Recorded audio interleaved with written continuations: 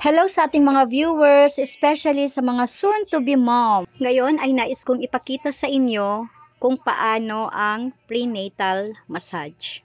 Nag-uumpisa nga ang paghagod mula sa lower back and up to the upper back. Dahan-dahan at may eksaktong bigat ng mga palad.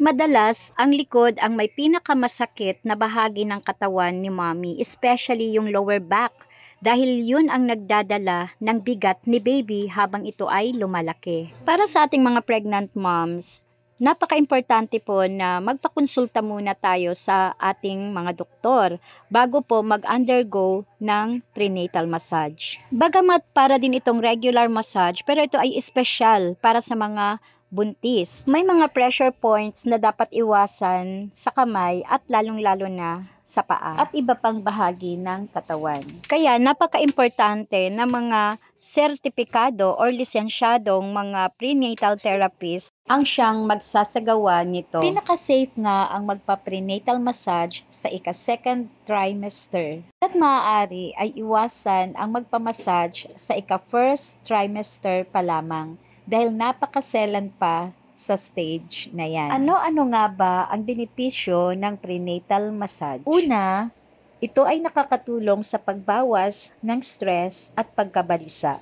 Nakakatulong nga ang masaheng ito sa pagre-relax ng katawan at isip. Pangalawa, pagpapabuti ng sirkulasyon. Nakakatulong ang masaheng ito sa pagpapabuti ng daloy ng dugo na maaaring makatulong sa pagbawas ng pamamaga at pagbuti ng kalusugan ng ina at sanggol. Pangatlo, pagbawas ng sakit at pagod. Malaking tulong nga ito upang mabawasan ang sakit at pagod sa likod, balakang at iba pang bahagi ng katawan. Pang-apat, nakakatulong din ito sa pagpapabuti ng kalidad ng pagtulog na mahalaga para sa kalusugan ng ina at sanggol. At panglima, ang paghahanda sa panganganak. Nakakatulong ang masahe sa pagpapabuti ng flexibility at paghahanda ng katawan para sa panganganak. Pang-anim, nakakatulong din ito sa magandang produksyon ng gatas ng ina. Ngunit huwag kalimutan na importante ng konsultasyon bago magpamassage. Importante na kumonsulta sa doktor o healthcare provider upang siguraduhin na ligtas ito para sa iyong pagbubuntis. Sa prenatal massage, may mga particular na technique at bahagi ng katawan na dapat iwasan upang masiguro ang kaligtasan ng ina at sanggol. Narito ang ilang mga ipinagbabawal. Una, iwasan ang malakas na pressure or deep tissue massage, lalo na sa mga sensitive areas at mga ipinagbabawal na mga pressure points. Pangalawa, dapat iwasan ang massage sa mga sumusunod na bahagi, sa tiyan at lower back sa unang trimester, mga bahagi ng katawan na may varicose veins, mga bahagi ng katawan na may blood clots, mga bahagi ng katawan na may recent injuries or trauma, at ang bahagi ng katawan na may rashes. Pangatlo, iwasan ang paggamit ng mga essential oils na hindi ligtas para sa pagbubuntis. Pang-apat, ang mga posisyon na nakakapagod. Dapat iwasan ang mga posisyon na nakakapagod o nakakasakit sa ina at sanggol. Muli, ating tandaan na importante ng lisensyadong practitioner. Dapat gamitin ang serbisyo ng isang lisensyadong prenatal massage therapist na may karanasan sa pagbibigay ng massage sa mga buntis. Ang Zalor Mom-Infant Care Services ay may kaalaman sa mga teknik at protocol na ligtas para sa pagbubuntis.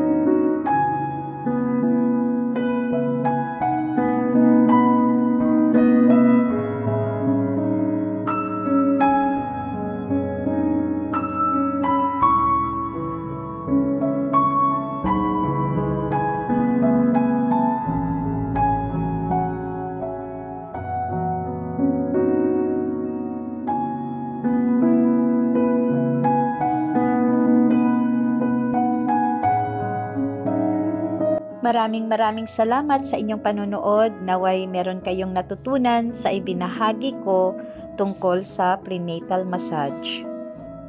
Kung ito'y inyong nagustuhan, mag-like and comment at huwag kalimutan na i-share at i-click ang notification bell. Thank you so much and please don't forget to subscribe para ma-update po kayo sa mga susunod ko pang mga videos. Maraming salamat!